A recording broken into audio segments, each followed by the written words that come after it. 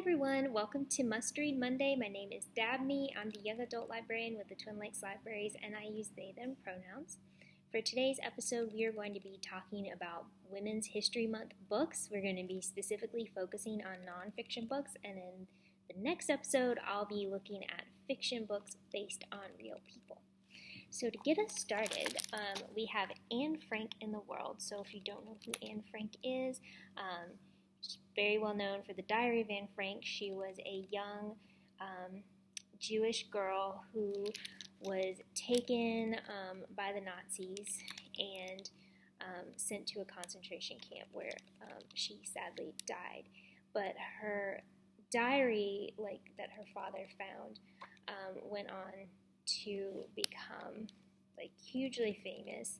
It's usually required reading for most students. And chronicles her thoughts during the time leading up to when she was taken, so the time when she was in hiding with family and friends. So definitely want to shout out that to give it a read if you haven't already. But it says, Anne Frank in the World tells the story behind the diary. It begins with a portrait of the Frank family, then chronicles the events that would shatter their lives. Germany's Great Depression, Hitler's rise to power, and the myriad repressive actions taken against Jewish citizens. We see the Frank family's flight to Amsterdam to escape the Nazis, then Germany's invasion of the Netherlands as war spread across the globe. We learn of the good people who hid the Franks and the day they were all betrayed. Like millions of others, the Franks were sent to concentration camps. Like millions of others, most of the family died. But the story doesn't end there, or even with the publication of Anne Frank's diary. Just as anti-Semitism and racial prejudice didn't end in Hitler's Germany, they didn't end with its destruction. This book also takes a look at some of the atrocities and hate crimes that still plague us. And also it has tons of pictures, so definitely worth checking out.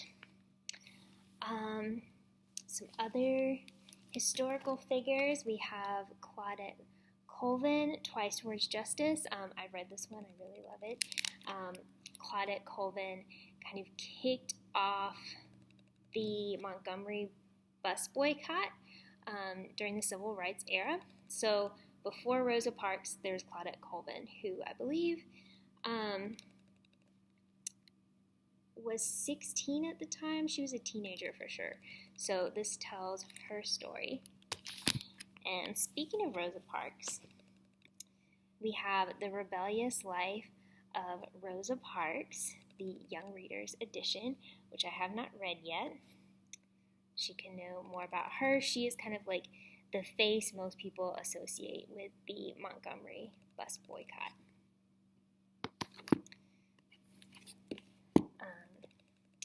We have a little biography on Pocahontas by Joseph Bruchac. I think I listened to the audiobook of this.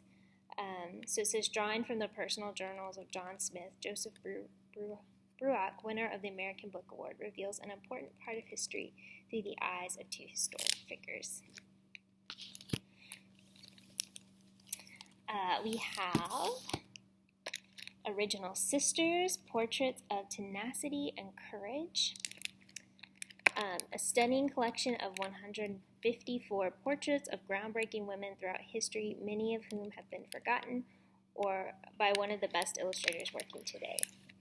So this one, you get their portrait and a little bit about them here.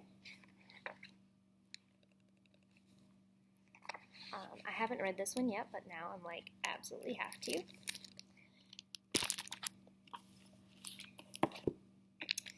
The Woman All Spies Fear, Codebreaker Elizabeth Smith Friedman and Her Hidden Life. In the summer of 1916, a young woman from Indiana set out to solve a mystery. It involved an oddball millionaire, a volume of Shakespeare's plays, and the secret world of codes and ciphers. Within a year, she had transformed herself into one of America's top codebreakers. During World War I, Elizabeth Smith Friedman cracked thousands of messages, but that was only the beginning of her brilliant career. In the 1920s and 1930s, she pitted her wits against the mob. When World War II broke out, she hunted Nazi spies. Despite her fame, she was a woman of many secrets, and later she was pushed into the shadows. To get the true measure of her hidden life, you must delve deep, the way a codebreaker would, searching for the truth that lies just out of sight. I can't wait to read this. This sounds amazing. Okay, and for the sports fans, we have Inaugural Ballers, the true story of the first U.S. women's Olympic basketball team. And it looks like it does have pictures, too. So, sports fans. Then we have They Better Call Me Sugar by Sugar Rodgers. So I don't really watch many sports, so all of these are new to me, and I'm like, oh, this sounds good. Growing up in dire poverty in Suffolk, Virginia, Sugar Rodgers never imagined that she would become an all-star player in the Women's National Basketball Association. Sugar's road to a successful WNBA career is fraught with hardship and tragedy, including her mother's death when she was 14, which left her essentially homeless. Throughout it all, Sugar clings to basketball as a way to keep herself focused and sane. In They Better Call Me Sugar, she delivers a powerful message of discipline, perseverance, and self-determination, providing hope and inspiration for young girls and boys everywhere, but especially those growing up in economically challenging conditions.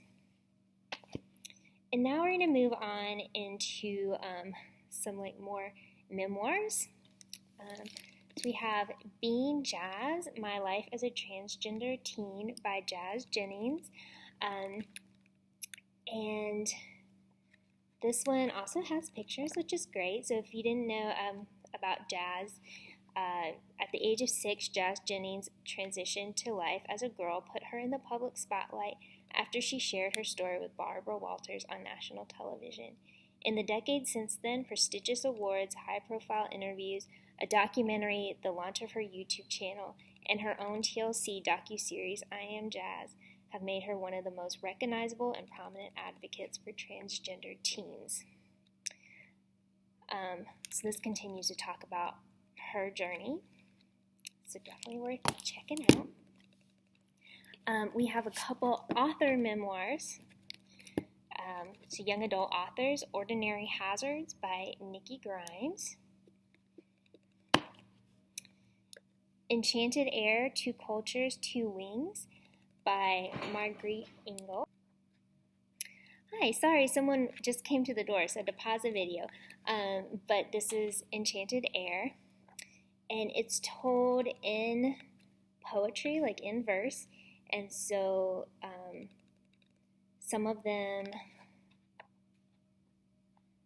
I thought, yeah, it looks like it is all in English. For some reason I was thinking some of them were in Spanish, but you can learn more about her.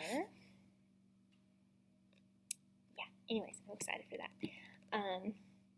And then we have a graphic novel memoir, I Was Their American Dream. So it says, Malaka Gharib had some figuring out to do. When people ask me this question, what are you? I found it hard to answer. Well, I'm Egyptian, Filipino. I grew up with my Filipino family here in Cerritos. I eat rice every day, and I went to Catholic school. But my dad is Muslim and lives in Egypt. I spend my summers with him. I can understand Tagalog and Arabic. Isayak. So I guess both. Well, I kind of feel more Filipino because that's who I spent more time with. And this person says, that's cool, I guess. I'm just regular old Filipino. And she's like, huh. So there's these phrases were in Arabic and Tagalog, which I don't know really how to pronounce. But anyhow, so that is this one. And I always just love, like, memoirs. I love getting other people's, like, real-life perspective. I just love stories in all formats, fiction, nonfiction. We've got Americanized, Rebel Without a Green Card by Sara Saedi. At 13, bright-eyed straight-A student Sara Saedi uncovered a terrible family secret. She was breaking the law simply by living in the United States.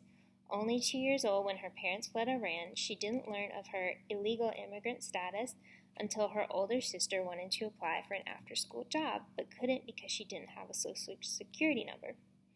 Fear of deportation kept Sara up at night, but it didn't keep her from being a teenager. She desperately wanted a green card, along with clear skin, her own car, and a boyfriend. Americanized follows Sara's progress towards getting her green card, but that's only a portion of her experiences as an Iranian-American teenager. From discovering that her parents secretly divorced to facilitate her mother's green card application, to learning how to tame her unibrow, Sara pivots gracefully from the terrifying prospect that she might get kicked out of the country at any time to the almost as terrifying possibility that she might be the only one of her friends without a date to the prom. This moving, often hilarious story is for anyone who has ever shared either fear. And we are running a bit out of time, so I'm just going to show you these others really quick.